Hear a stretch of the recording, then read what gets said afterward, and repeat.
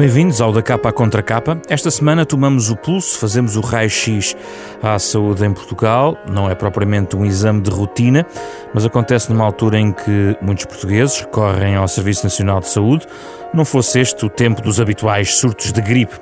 Os nossos convidados são Francisco Jorge, antigo Diretor-Geral de Saúde, o atual Presidente da Cruz Vermelha Portuguesa, e Pedro Pita Barros, professor catedrático da Universidade Nova de Lisboa, professor de Economia.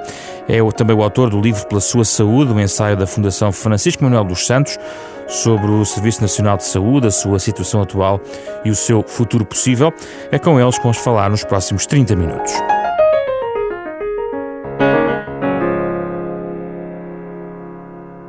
Bem-vindos, Francisco Jorge, Pedro Pita Barros, obrigado pela vossa presença.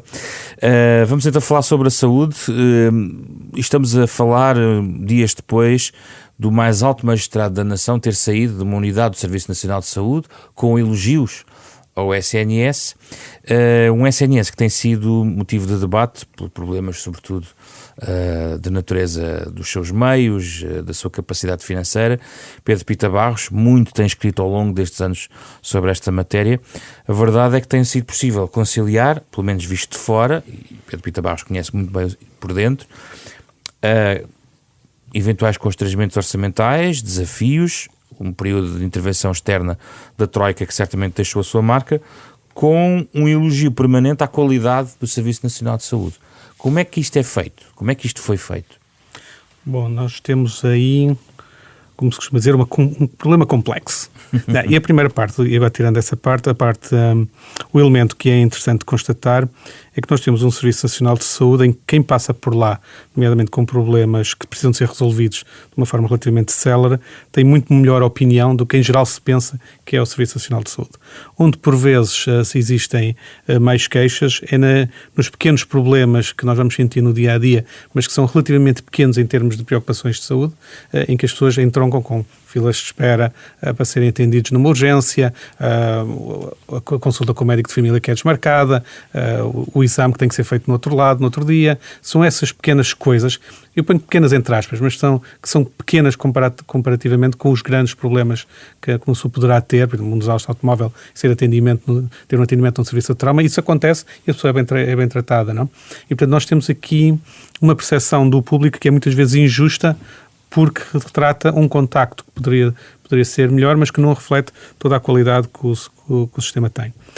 Em termos dos elementos, dos constrangimentos orçamentais, eles afetaram o Serviço Nacional de Saúde, inevitavelmente, de alguma forma, embora seja importante dizer-se que, ao contrário do que sucedeu nos outros países, parte substancial do ajustamento que foi feito em Portugal foi através do que nós economistas chamaríamos o efeito preço. Foi reduzir preços de aquisições, por exemplo, o campo dos medicamentos, foram reduzidos os preços dos medicamentos, é conhecido, mas também o preço do trabalho profissional que é dado. Foram feitos cortes salariais nos profissionais de saúde. E isso, neste momento, é um dos elementos de pressão para a despesa dentro do Serviço Nacional de Saúde, é repor esses cortes, como aliás tem sido público e como aliás seria antecipável desde que houve a saída do programa de ajustamento em 2014. Isto significa que nós nunca tivemos encerramento de serviços como houve noutros países e, portanto, nunca tivemos o drama de deixar de ter serviços à população, como sucedeu noutros países com problemas de austeridade.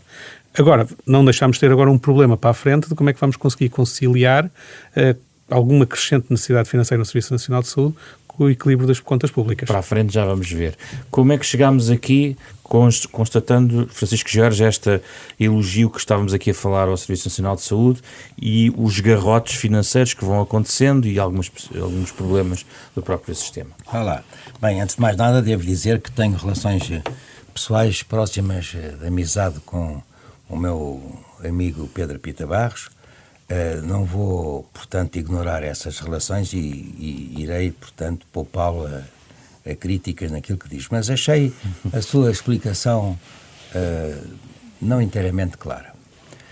A questão central, diria, absolutamente vital, é o financiamento. E em termos gerais, nós temos 9 mil milhões do orçamento do Estado destinados a fazer funcionar o Serviço Nacional de Saúde.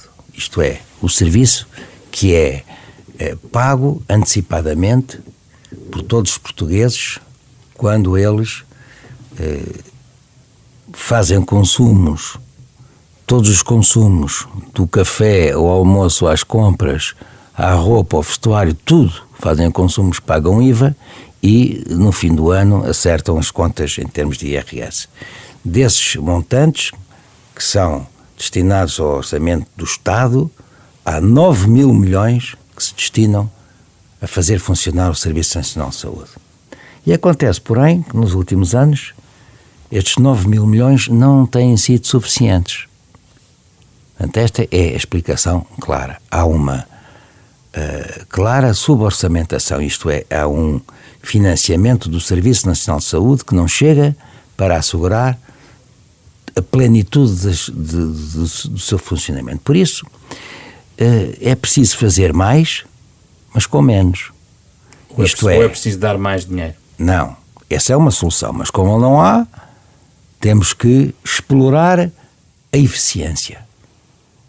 Portanto, provavelmente é aqui que reside a grande questão, a grande solução, que é fazer melhor com menos dinheiro. Ou pelo menos com o mesmo. Com o mesmo ou com menos ainda. Bem, mas é possível? É possível, é sempre possível.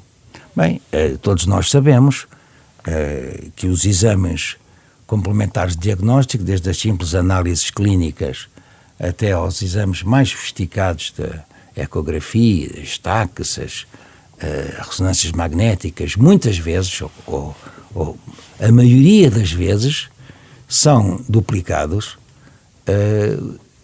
e os doentes, quando percorrem mais do que uma unidade, são quase, enfim, não é quase sempre, mas eu diria muitas vezes, convidados a repetir exames que já tinham feito. Portanto, há aqui um problema de eficiência. Temos que gastar menos. Mas a questão que focou há pouco, por exemplo, dos antibióticos que muitas vezes são prescritos indevidamente para doenças onde não devem ter essa indicação. Caso da gripe, falou na gripe, estamos aí a caminho do pico da gripe. Quantos são os portugueses que de forma não aconselhada tomam antibióticos sem necessitar desses antibióticos? Isso são gastos. Isso custa dinheiro. Mas custa dinheiro não só no que respeita à participação, mas ao próprio país. Mas aí falha porque os cuidados primários não respondem. Bastava um telefonema para a linha de saúde 24 para ter um aconselhamento. É verdade. Portanto, é verdade, mas isso é uma questão que envolve todos.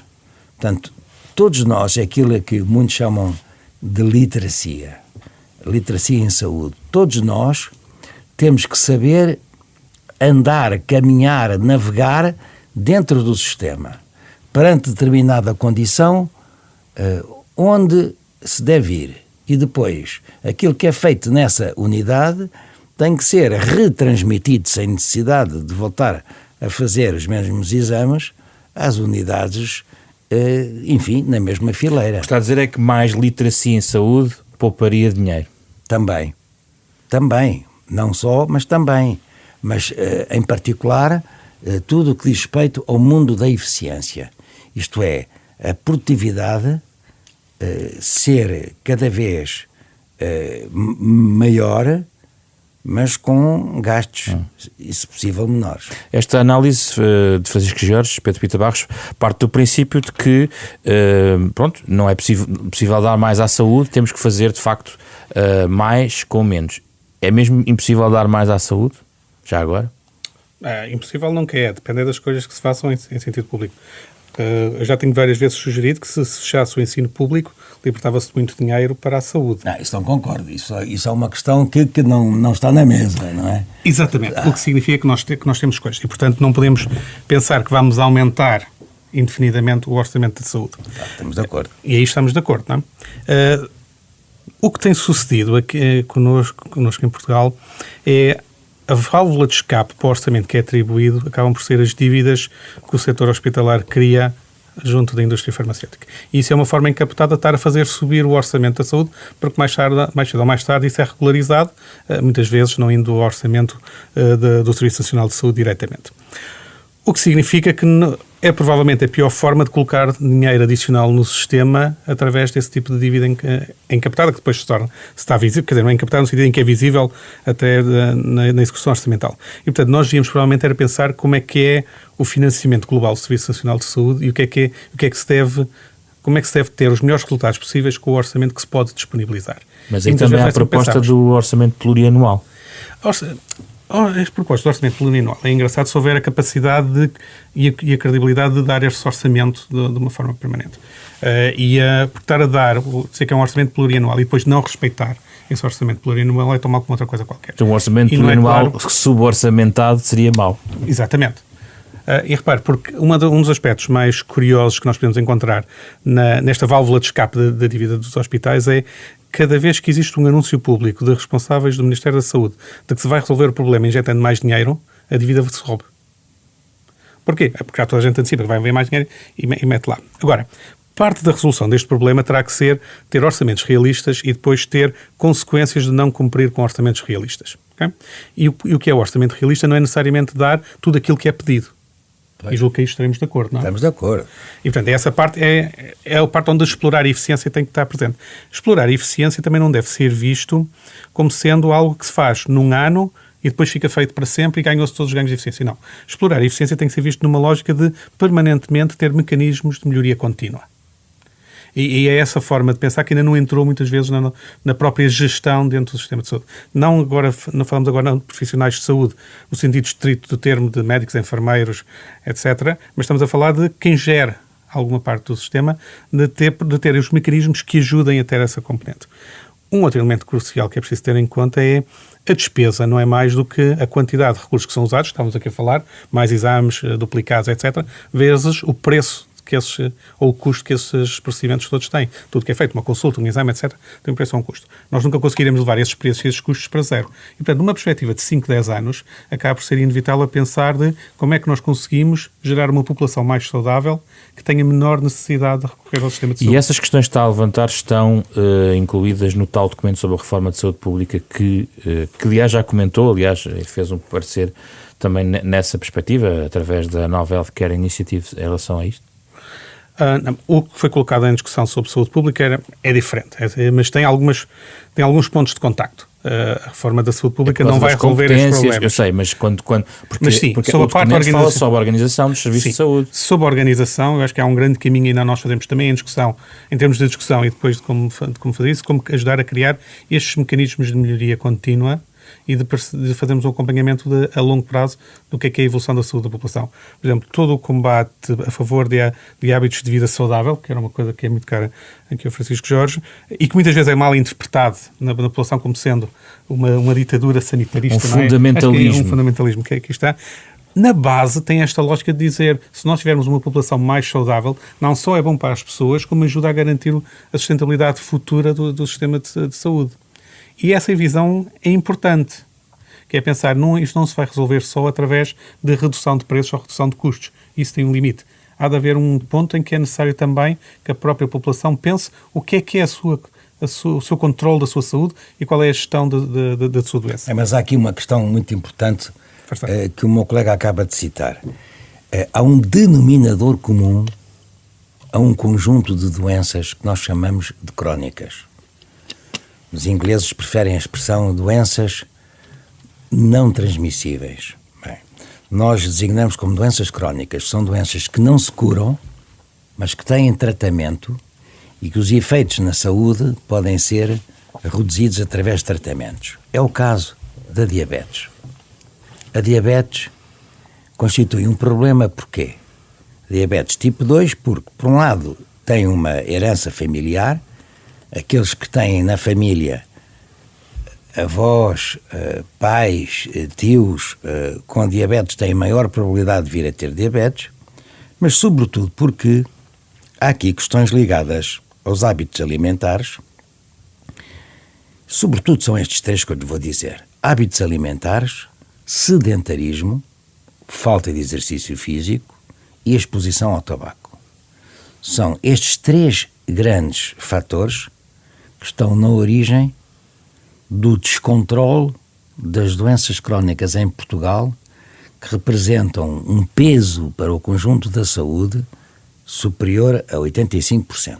Do conjunto de todos os problemas, 85% desses problemas têm a ver com doenças crónicas. Voltamos à questão dos comportamentos. Que seriam, muitas delas, mas seguramente 25% das doenças crónicas seriam evitadas, não teriam lugar, sobretudo se não houvesse exposição prévia ao tabaco, se as pessoas tiverem uma alimentação saudável, com menos açúcar, menos calorias, menos gorduras, sobretudo as gorduras fabricadas, de origem industrial, e naturalmente o sal. Mas isso está a mudar.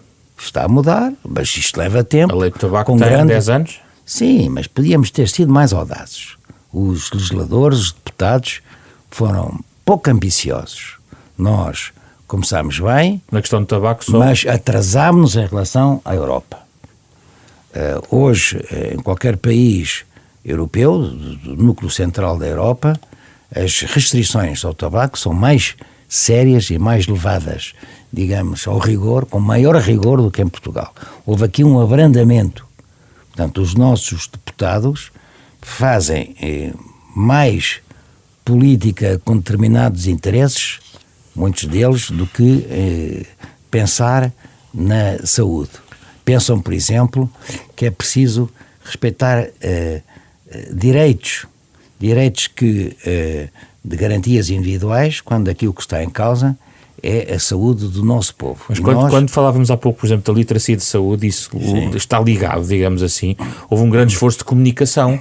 Temos que reconhecer que as autoridades de saúde têm feito um esforço de comunicação em relação à questão. Pois a questão é essa. Não, mas o meu colega está de acordo, porque ele, aliás, sabe bem o que representa, em termos financeiros, a questão de tratar doentes com problemas respiratórios crónicos e o cancro, que confirmadamente e de forma absolutamente indiscutível, portanto, nós temos a comprovação científica da relação entre o tabaco e as doenças, e essas doenças todos conhecem. Mas quando diz que é preciso mais, espera, é preciso mais. Sabe quais são essas doenças? Sabe quais são essas doenças?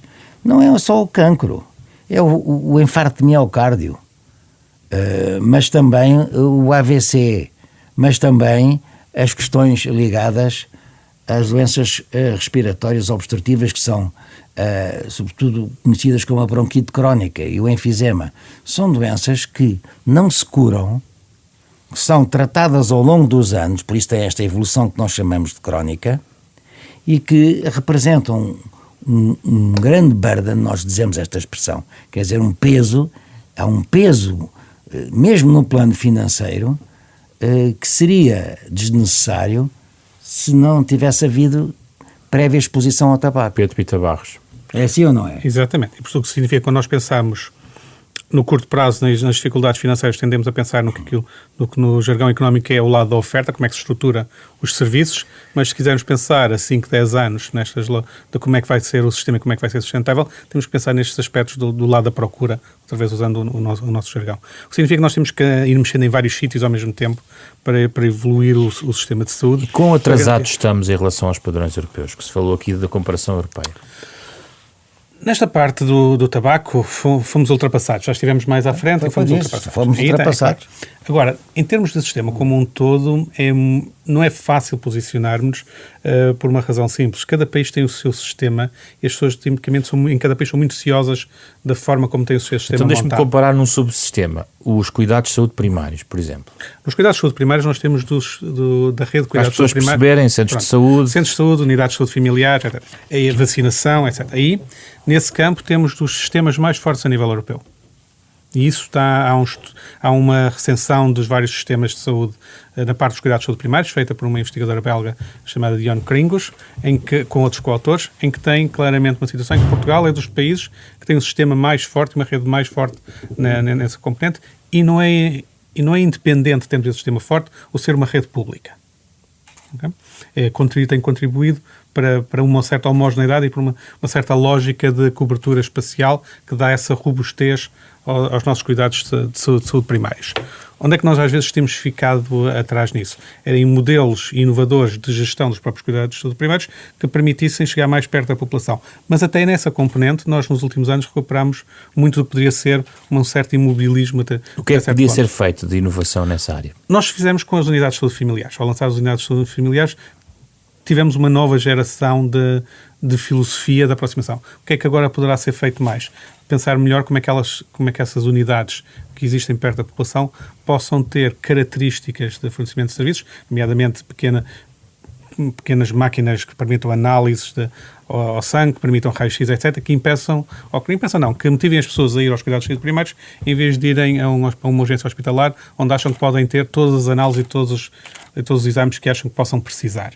É talvez o elemento que nos falta, e quando nós falávamos há pouco na literacia de saúde, às vezes não é só literacia, e aqui vou puxar a brasa à minha sardinha da economia, as pessoas também respondem ao enquadramento que lhes é dado. E, portanto, se acharem que se forem aos cuidados de saúde primários vão ter que depois ir a vários sítios ao mesmo tempo, mas se forem à urgência e podem fazer tudo no mesmo sítio ao mesmo tempo, provavelmente vão optar por aquela que tem menores custos para elas de solicitação. E é mudar isso. Está a excluir da equação a questão dos médicos de família, que é uma bandeira política, há sempre um ministro a prometer uma meta sobre os médicos de família. Não de todo, os médicos de família são pela central dos cuidados de saúde primários. Mas ainda temos falta de médicos de família. Coisa essencial, sim, mas há uma coisa diferente, que é, deixa-me só esclarecer um ponto, que é, e é muito mal entendido muitas vezes tem que saber, quando se diz que as pessoas não têm médico de família atribuído, não significa de todo que se forem a uma unidade de cuidados de saúde primários, que não são atendidos por quem lá está. Claro. Okay? E isso às vezes é muito mal entendido, porque as pessoas dizem, não sei, há milhares de portugueses que não têm médicos de família. Fica aquela ideia de não são atendidos nos cuidados de saúde primários. Não é verdade, são. Isso é um equívoco que se tem que evitar em termos de resposta do sistema. Há aqui uma questão primários. Não, mas não é essa, é outra que se segue a esse problema. Quem não tem indicação de ir a um serviço de urgência não deve ir ao serviço de urgência. Aquelas pessoas que dizem tenho uma pulseira verde e dizem-me que a espera é de 4 horas, bem, não devia ter lá ido. Devia ter ido ao médico de família, ao médico assistente. As pessoas vão ao serviço de urgência à procura de ser, cada uma dessas pessoas, de ser examinada por um médico, tem serviços imediatamente de enfermagem, depois vai fazer naquele momento colheita para fazer análises em patologia clínica, faz no mesmo corredor uma ecografia, uma radiografia, se for preciso um ataque e outros exames, e depois ao fim de pouco tempo, porque estamos a falar em urgência, fica ali com o diagnóstico feito. Mas isto não é correto, porque os serviços de urgência não são concebidos para este fim. Os serviços de urgência destinam-se a atender casos de grande urgência, porque sem serem atendidos, então, teriam problemas até em termos da sua própria vida. E a rede de cuidados de saúde primários está a funcionar? Está a funcionar, mas só que não trabalha em regime de supermercado. Isto é, se precisar de fazer um exame, depois vai fazer outro exame. Não quer dizer que seja no mesmo dia. Portanto, não é o regime que as pessoas procuram no serviço de urgência por ser mais cómodo. Até sabem bem, quando as telenovelas são às horas das telenovelas, há menos gente na urgência, vão a essa hora que há menos gente. Isso não pode ser. As pessoas não podem ir aos serviços de urgência porque estão a fazer uma pressão intolerável no serviço de urgência e estão sobretudo a prejudicar quem precisa do serviço de urgência. Mas vão muitas vezes ao final do dia, que é quando saem do trabalho. Não pode ser, não pode ser. Portanto, há aqui mas também... a vida das pessoas é mas eu a isto chamo maneira. Literacia. As pessoas têm que estar dentro das questões, perceber as questões, estarem informadas, terem conhecimentos e fazerem opções no bom sentido. Saber, é isso que nós chamamos, saber navegar dentro do sistema. Onde ir perante determinada situação. Ninguém põe em causa, quando há um acidente de automóvel e surgem aquelas situações terríveis, como todos sabemos, o politraumatizado, que precisa de entrar imediatamente na urgência sem nenhum outro tipo. Agora, para isso acontecer, a urgência não pode estar sob pressão. Pedro Pita Barros, as questões relacionadas com a falta de efetivos... Não, mas eu gostava de saber se ele concorda. Isto não é só pergunta aqui, pergunta ali. Concordo em grande medida com isso. E, embora eu acho que aqui nós ainda não percebemos bem quais são os mecanismos que ajudam as pessoas a decidir de uma forma diferente. Por exemplo, tem sido surpreendente para mim, ao longo dos vários anos, o pouco uso que ainda assim é feito da linha Saúde 24, que funciona bem e que pode redirecionar e pode acalmar. Mas, por exemplo, pode haver novos mecanismos que venham a ser desenvolvidos através do próprio portal do SNS, um chat em que uma pessoa possa tirar algumas dúvidas com alguém. Agora, há um elemento que é muito dificilmente ultrapassável, que é quando a pessoa se sente doente, com algum problema, receia logo o pior e quer ser visto por alguém. E o ser visto é uma coisa que é difícil controlável, não é? Como é que se garante que é visto da melhor forma por quem? E que, muitas vezes, os novos mecanismos, ou a internet, até pode ser contraproducente, porque uma pessoa faz o Google dos seus sintomas e encontra as piores coisas possíveis e, portanto, vai pensar que tem a pior coisa possível e, portanto, demasiada informação, que não é necessariamente mais conhecimento, pode levá-la até a tomar a decisão. Não temos soluções inovadoras aí a serem estudadas para isto? Deveria-se pensar em formas que se pudesse garantir que alguma não deve ser um problema só português, naturalmente. Não é um problema só português. E já vai havendo sítios de internet que têm alguma certificação semi-oficial da autoridades, como esta informação é fiável sobre o que deve fazer. Mesmo assim, muitas vezes para um cidadão comum, para um conjunto de sintomas que sente, é difícil dizer se aquilo é uma coisa ou é outra, e na dúvida o que é que a pessoa assume geralmente, que é a pior das situações. E, portanto, nesse caso, pode-se gerar aqui podemos estar a gerar aqui, com novos mecanismos de informação para as pessoas, situações em que nós ainda não sabemos muito bem como é que as ajudamos a navegar. O navegar nestas situações de fragilidade, nomeadamente... A transmitir informações, as pessoas adquirirem esses conhecimentos e tomarem as opções de acordo com o interesse da própria saúde e da saúde de todos. Eu acho que, em princípio, estamos de acordo. A minha dúvida é se as pessoas, quando estão numa situação de fragilidade, têm que tomar uma decisão, não são inerentemente conservadoras no sentido de dizer eu tenho a pior situação possível e, portanto, quero ser visto. Consultam através da linha Saúde 24. Bem, mas esse é o meu ponto, por isso é que eu digo. É surpreendente, para mim, o pouco uso que é feito da linha Saúde 24. Porque é um mecanismo de triagem telefónica, mas é uma triagem. Exatamente. E mais que uma triagem, dá reencaminhamento para as pessoas e se a situação for suficientemente séria pela triagem que é feita, tem até precedência na entrada da já houve etc. Isso está presente. Existe. Para além não, existe e é feito. É feito. Sim. De não pagar a taxa moderadora. Portanto, há aqui um conjunto de incentivos ao uso de forma criteriosa da linha Saúde 24. E, portanto, o que é surpreendente é como é que não acontece mais vezes. Eu acho que nós não conhecemos ainda bem como é que as pessoas reagem nestas situações de fragilidade para conseguir perceber quais são os mecanismos que as farão ter um comportamento diferente. E aqui é uma área onde várias disciplinas ligadas ao elemento social deveriam contribuir. Devíamos perceber melhor porque é que muitas vezes as pessoas, face à informação que nós achamos que elas têm, não se comportam da forma como nós esperamos que elas se comportem na utilização de serviços. Eu acho que era bom também nós explicarmos como é que funciona a linha Saúde 24. Porque muita gente não pode ignorar como é que, do outro lado do telefone, as coisas se passam. Para além do atendimento ser feito por um enfermeiro, por uma enfermeira especializada, eles não conversam de forma informal. Não é isso que se passa. Eles me perguntam o motivo do telefonema.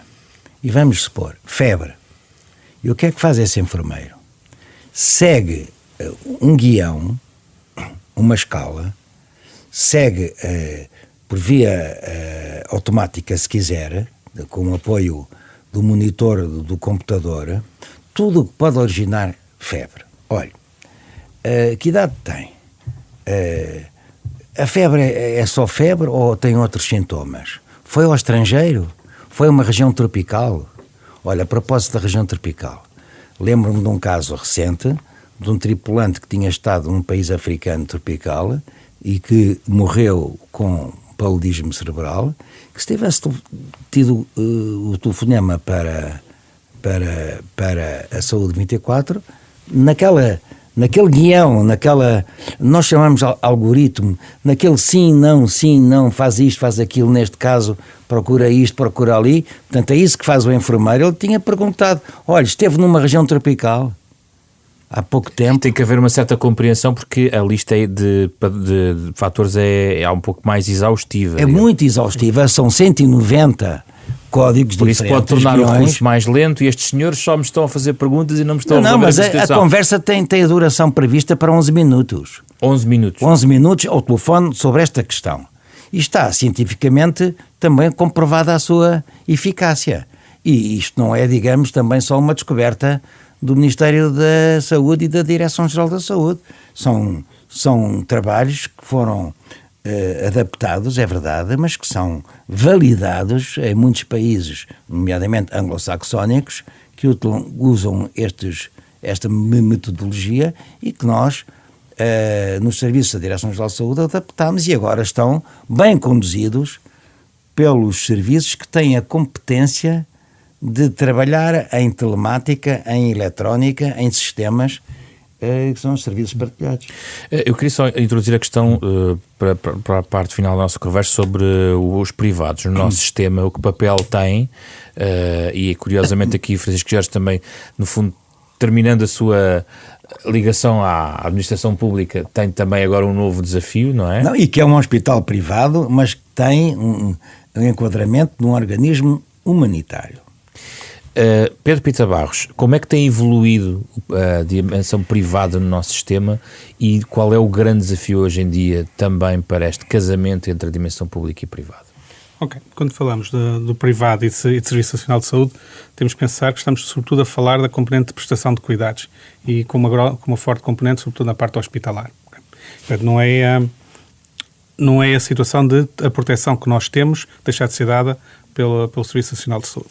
Ora, nesse sentido, o que foi a grande evolução recente do setor privado foi uma reconfiguração em que deixou de ter a pequena prática privada, individual quase, ou em pequenos grupos de 2, 3 médicos com um consultório, para passar a ser desenvolvida no âmbito de grandes grupos que se organizam à volta de hospitais e onde os médicos estão lá muitas vezes parte do tempo a trabalhar para essa entidade que os contratou, parte do tempo a ter o seu consultório privado, os seus doentes privados, dentro dessas instalações. E, portanto, a grande mudança foi essa reconfiguração. Portanto, quando às vezes ouvimos falar que houve uma fuga de doentes do Serviço Nacional de Saúde para o setor privado, na verdade isso não é verdade, isso não é assim. O que houve foi uma mudança de menor utilização de consultório pequeno privado para estas unidades e houve, no caso concreto da ADSE, algum desvio para essas unidades também pela visibilidade que têm. E, portanto, em termos de utilização de serviços privados em Portugal, aumentou sim a utilização dos equipamentos dos grandes grupos económicos que estão a atuar na área da saúde, mas por diminuição do pequeno consultório privado. Na questão da ADSE, a eventual reconfiguração da ADSE terá um impacto sobre o privado considerável. Não sei, honestamente aí não sei. Porquê? Porque a reconfiguração da ADSE foi simplesmente mudar o seu estatuto legal e não necessariamente a sua forma. Não estou a ver como é que a ADSE poderá querer desenvolver serviços próprios. Não desenvolvendo serviços próprios, terá que adquirir os serviços da proteção que dá no outro lado. E manter a ligação aos operadores privados será provavelmente uma das opções que vai ter certamente presente. E, portanto, aquela lógica de que a ADSE fornece um acesso a operadores privados vai provavelmente permanecer. A ADSE em si mesma tem as suas características particulares de futuro que são relativamente incertas, isto é, qual vai ser o peso que vai ter a vontade dos beneficiários na condução desses acordos com os organismos e o que é que são as orientações da tutela, uma vez que manteve-se como Instituto Público de Gestão Partilhada, qual é que vão ser as orientações da tutela nesse campo. E, portanto, aí eu acho que ainda há uma certa incerteza sobre o caminho que vai ser feito. Que os doentes da ADSE são importantes para os operadores privados são... É evidente isso. Isso é evidente. Portanto, aí não há muito mais a dizer. Agora, não é uma situação que esteja fora do controle no sentido de dizer se está toda a gente a fugir do Serviço Nacional de Saúde para ir para esses operadores. Quais são os grandes desafios que esses operadores... Mas aí é preciso sublinhar. O exemplo do Presidente da República é magnífico. Foi excelente. Está doente, precisou de uma intervenção cirúrgica, onde vai, não hesita, vai aos serviços públicos, serviços do Estado, o Hospital Correia e Cabral, onde faz a sua intervenção. É preciso sublinhar como exemplo. Eu comecei exatamente o programa Eu sei, por isso estou-lhe a dizer. Agora, por exemplo, se ele tivesse sido, por qualquer razão, a um hospital em parceria pública ou privado, estaria a ir a uma instituição do Serviço Nacional de Saúde, mas gerida por privados. E, não, portanto, mas ele foi onde devia ter ido. Eu sei. Mas isso é um exemplo. Eu estou a dar um exemplo de... A ligação dos exemplos, as boas práticas têm que ser ditas. Sim. A ligação dos privados com o Serviço Nacional de Saúde tem várias componentes. Muitas vezes pensa-se apenas no antagonismo de se vai a um, não vai a outro. A questão é que nós também temos usado e adotamos em Portugal as parcerias público-privadas com um formato diferente de muitos dos outros países, em que as incorporam dentro do próprio Serviço Nacional de Saúde, sobretudo na componente de gestão. E aí temos que perceber qual tem sido, de facto, o sucesso ou não que tem sido obtido. Vai haver muita discussão ideológica sobre isso, inevitavelmente, e eu acho que vai surgir aí. O que seria importante é que não se deixe o véu ideológico cobrir os factos que possam ser escrutinados. Okay? Portanto, eu estou a fugir a dizer a minha opinião exata, que é para deixar as pessoas fazerem um julgamento quando tiverem os dados. Mas pode dar a sua opinião. Usas uma linguagem difícil. Sim. Muito difícil. Se quiseres ser... Como é que eu posso simplificar a linguagem? Que é, interessa-nos é o serviço que é prestado às pessoas e não necessariamente quem é que o está a prestar. Não, isso é uma visão muito liberal, mas está bem. Certamente. É uma visão liberal. Eu assumo essa posição liberal. Sim. A mim interessa-me, sobretudo, quais são os benefícios de saúde que as pessoas retiram e não tanto quem é que está a prestar. E aqui, o ser, às vezes, prestador público ou ser prestador privado é perceber em cada sítio qual é o melhor instrumento para dar esses cuidados. Digamos que contratar simplesmente um operador privado num único sítio onde só existe um operador privado e, portanto, ele é um monopólio privado, é provavelmente pior do que ter um monopólio público. Se eu tiver várias opções, ter um operador privado que também me possa introduzir alguns elementos de comparação e de promoção de eficiência, pode ser bom. Qual é a sua perspectiva, Francisco Jorge? A minha perspectiva é diferente. Eu sou defensor dos serviços públicos, que são financiados por todos os portugueses. Qualquer ato de consumo ou, como disse, de prestação de contas em termos fiscais, gera um montante para o orçamento do Estado, que depois é canalizado para financiar o bom funcionamento em termos de qualidade do Serviço Nacional de Saúde. E o Serviço Nacional de Saúde é de todos nós. Acontece, porém, que nós não temos bem a noção de pertença, de propriedade, de copropriedade do Serviço Nacional de Saúde. Mas em tese, então, os privados não eram necessários? Até estou convencido que, se todos os portugueses respondessem a esta pergunta, diga lá assim, o que é TAP? Todos sabem que é TAP. Mas se a gente perguntar SNS, quais seguramente muitos iriam não descodificar imediatamente. Então, para que servem os privados? Mas isso também tem alguma responsabilidade nisso. Quer dizer, a questão do significado, da percepção do Serviço Nacional de Saúde ser de todos nós e ser o garante da saúde até preventiva. Porque reparemos uma coisa, o nascimento, não é? Minutos depois, segundos depois de se nascer, há uma medida preventiva, que é uma vacina contra o cancro do fígado. Ali, segundos depois de se nascer, a primeira dose da vacina contra a hepatite B destina-se exatamente a evitar o cancro do fígado mais tarde. Bem, isto é uma medida preventiva que o Estado assegura, mas à prevenção juntam-se depois todos os cuidados, nomeadamente de diagnóstico de problemas, de tratamento, de reinserção. Isto para dizer que os serviços públicos estão concebidos para servir ricos e pobres. E os privados? Sim. Os privados têm uma vida no nosso país mais recente, sobretudo a partir já do final dos anos 80, que começam a ter maior expressão, estão a aumentar essa expressão, não vamos negar, mas há aqui também apoios públicos, que essa que é a contradição. E os apoios públicos, a meu ver, não são sempre positivos, porque reparemos, o que é que faz um hospital privado? Vai buscar os melhores ao serviço público. e há aqui um fenómeno de desnatar, em termos dos melhores especialistas, que são encaminhados para o serviço privado, que depois funciona com dinheiros públicos, no caso da ADSE. Outros dirão que é o mercado a funcionar também. Mas qual mercado? Aqui não há mercado nenhum. Aqui o que há... mercado de trabalho? Não, mas isto não é um mercado de trabalho. Isto há aqui uma... Porque repara, o mercado de trabalho não, porque depois esse médico acaba também por estar numa unidade privada, como lhe disse, entretanto interrompeu-me, muitas vezes cofinanciada por dinheiros públicos. É o caso da ADSE, que financia o funcionamento das principais unidades privadas através de acordos. Portanto, aqui é uma forma bizarra e, a meu ver, até pouco clara, de organizar o sistema privado e o sistema público. Porque há sobreposições que sempre existiram. Porque há aqui, de facto, uma fronteira que não é bem desenhada entre o público e o privado. E isso nunca foi resolvido. Desde 1974. Eu lidei de perto com todos os titulares da saúde desde 1974. Lembro-me até do segundo, do secretário de Estado da Saúde, Cruz Oliveira, ter pedido acumulações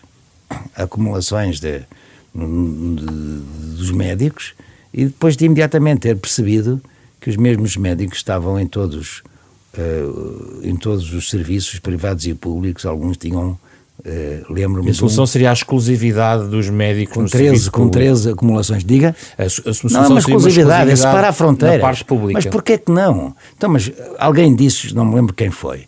Então, o pivô da RTP é pivô também na quinta, sexta e sábado na SIC, ou da SIC é na TVI, ou você da Rádio Renascença vai daqui um bocadinho a correr para a TSF. Não é assim que as coisas se passam. Nós devíamos ter tido cuidado, não é de agora, é desde o início, e refiro-me a 74, de ter desenhado uma fronteira clara entre o público e o privado. E essa fronteira nunca foi desenhada. Temos que fechar o programa, uma nota. Mas isto é verdade, ele não pode negar, eu sou médico. Não, nessa parte de fronteira, claro, na fronteira de ser pouco claro, estamos completamente de acordo. Apenas aqui uma Mas uma é salva. Sempre, é histórica. Deixa-me só recuar 3 minutos atrás, que é a ADSE é sobretudo dinheiro privado hoje. São os beneficiários que financiam integralmente a ADSE, e ela já gera algum excedente, e uma das dúvidas é mesmo se esse excedente pode ser usado para financiar o déficit público, e os governos têm assumido o compromisso de não fazer. E, portanto, o que era verdade há 8 anos atrás, que era a ADSE era dinheiro público que era canalizado para convenções com privados, neste momento já não é verdade.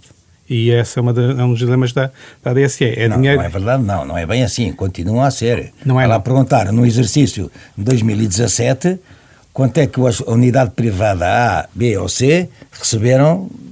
Não é isso que está em causa. Mas isso é que é preciso falar claro sobre isso. Não, o que é claro é, todos os fundos que a ADSE usa são de resultantes não do Orçamento de Estado, mas das contribuições dos trabalhadores públicos. E, portanto, é dinheiro privado dos trabalhadores públicos.